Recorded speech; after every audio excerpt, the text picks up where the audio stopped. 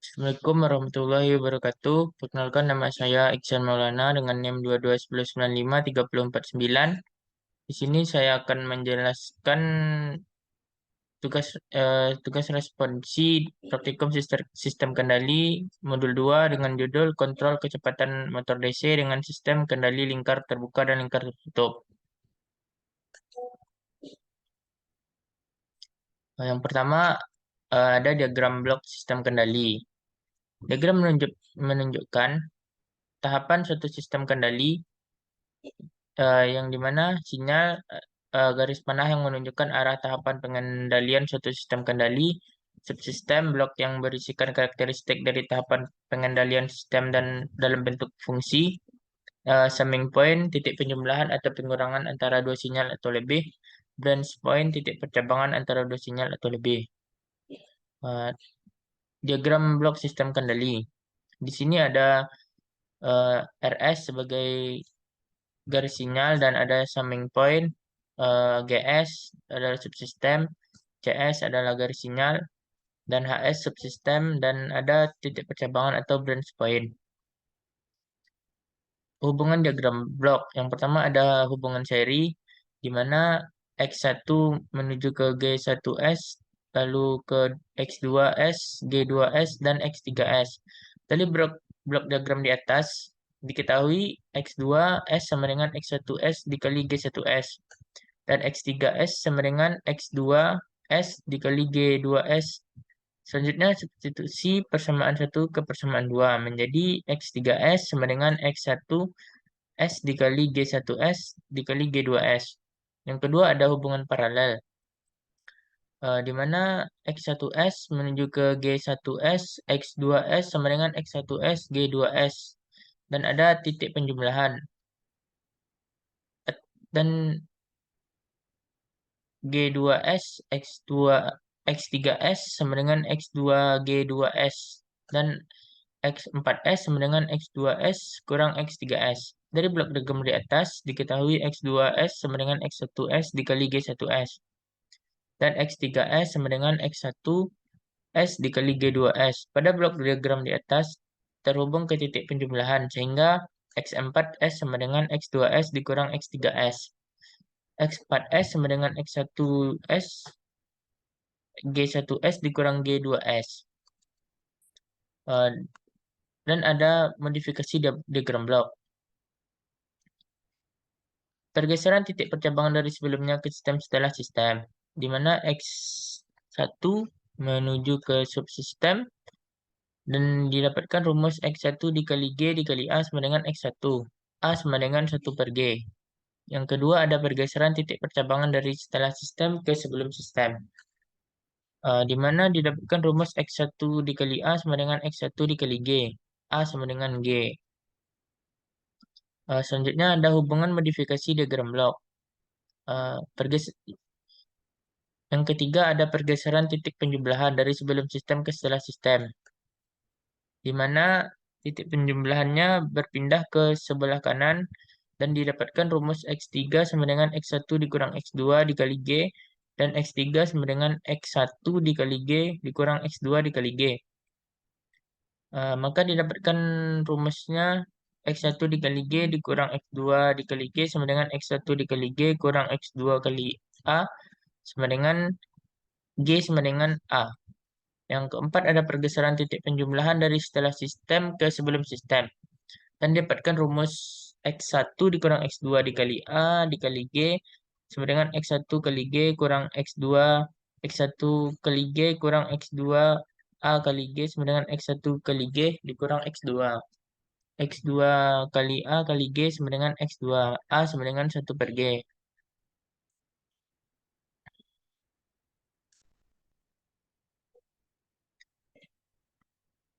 As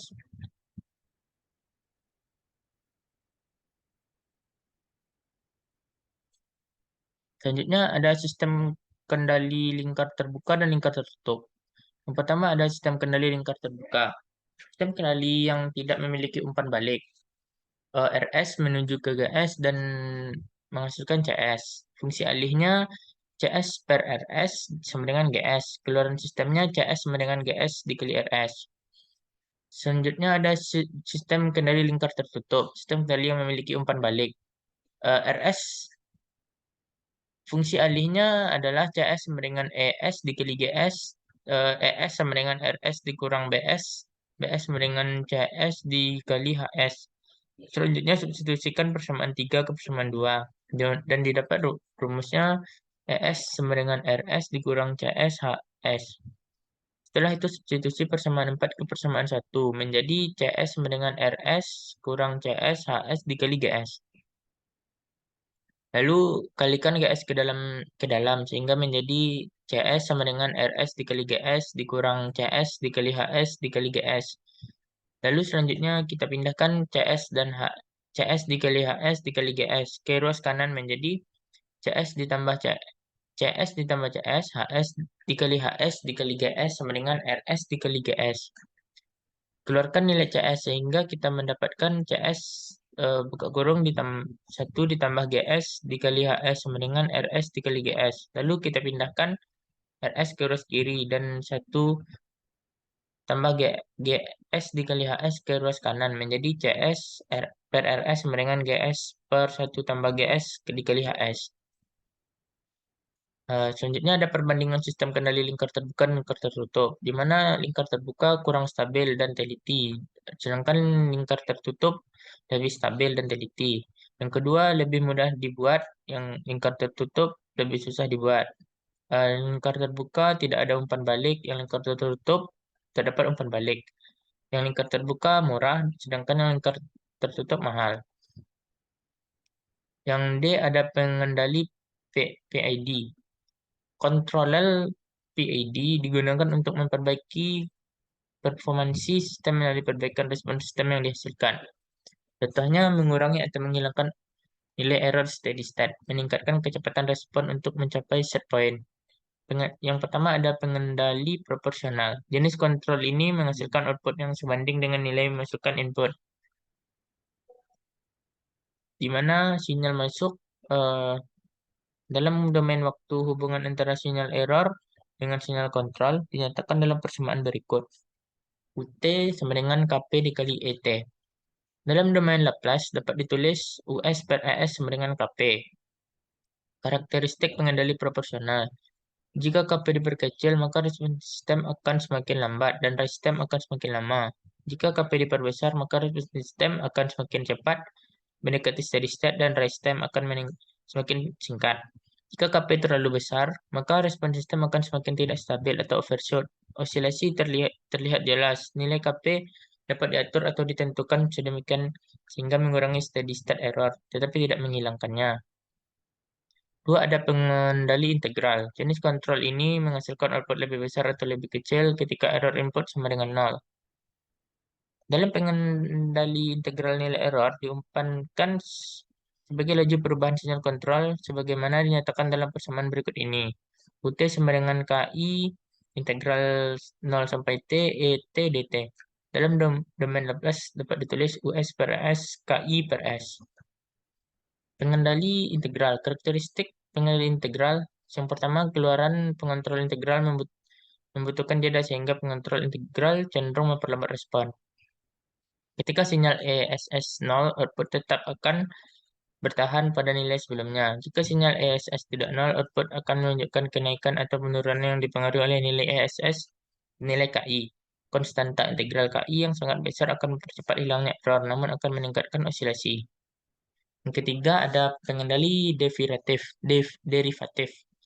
Jenis kontrol ini menghasilkan output yang merupakan diferensial dari input, namun pengendali ini tidak dapat mengeluarkan output tanpa adanya perubahan input.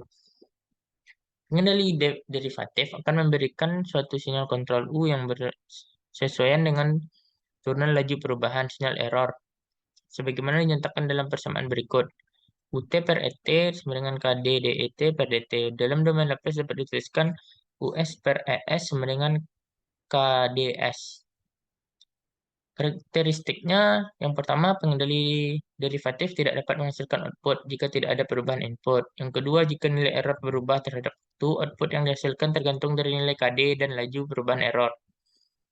Pengontrol diferensial mempunyai suatu karakter untuk mendahului sehingga pengontrol ini dapat menghasilkan koreksi yang signifikan sebelum sistem mengalami error terlalu tinggi, sehingga dapat meningkatkan stabilitas sistem. Dengan meningkatkan nilai KD, dapat meningkatkan stabilitas sistem dan mengurangi overshoot.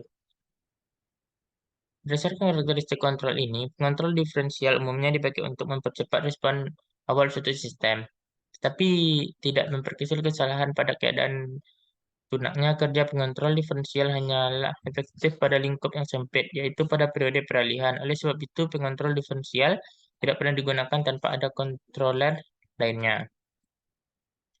Yang keempat, ada pengendali proporsional integral. Dengan jenis ini menghasilkan output yang merupakan diferensial dari input.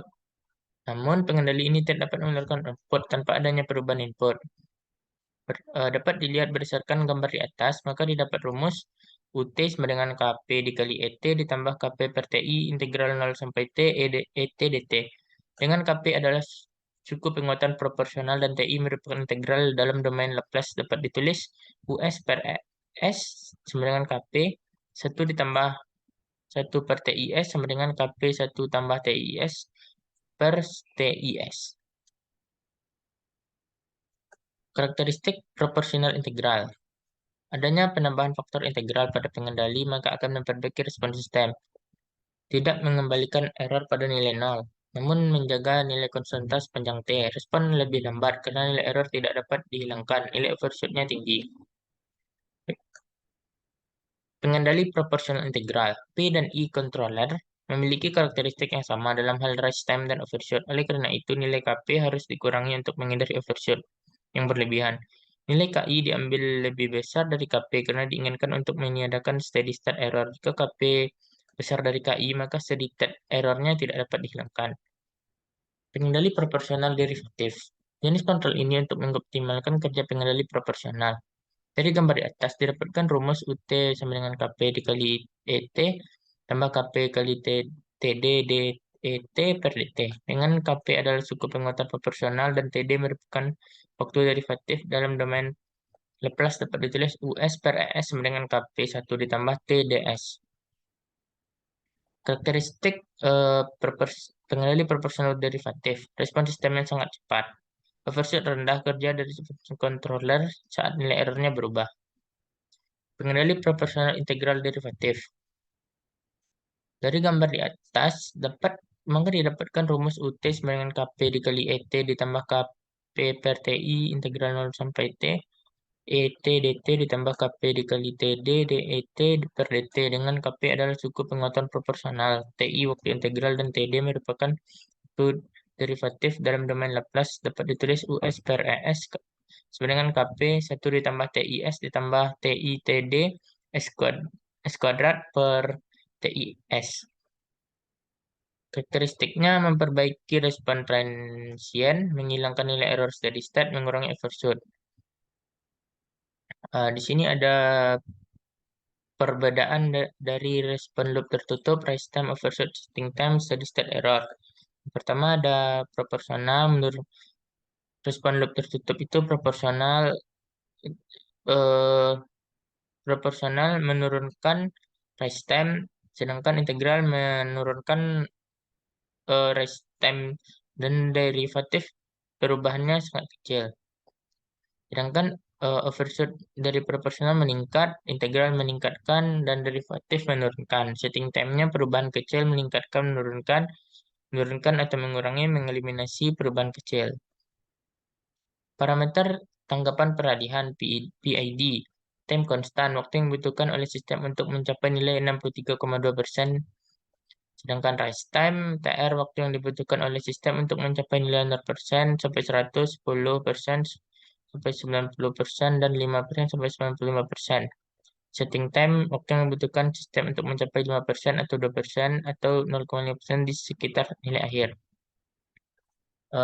Delay time, waktu yang dibutuhkan oleh respon untuk mencapai setengah dari nilai akhir pertama kali.